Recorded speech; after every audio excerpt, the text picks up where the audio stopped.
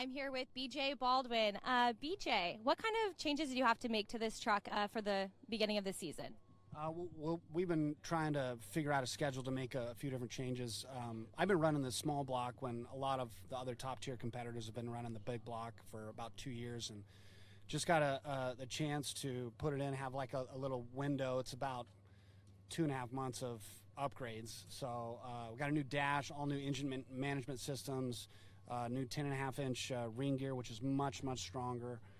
New gear ratio, and instead of 880 horsepower, which we usually run, we're running at almost 1,100 and about an additional 240 foot-pounds of torque. So truck accelerates as good as it did in Laughlin when it was only geared to go 108, but now it goes 41 miles an hour faster. It goes 150 miles an hour. So I'm really excited about it. I love power. These things are really big machines, and no matter how big a motor you put in them, they don't move very well.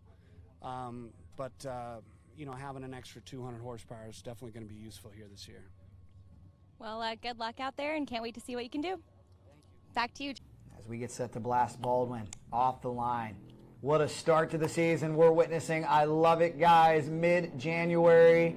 And here we are right now. You're walking around with T-shirts on. Of course, our friends from Jetworks up in Canada are probably going, boo-hoo. It's probably negative 25 when they were ice fishing.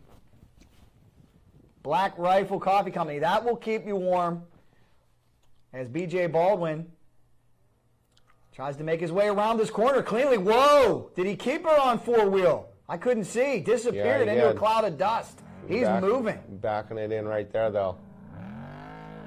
Everybody going for broke. Send it mode.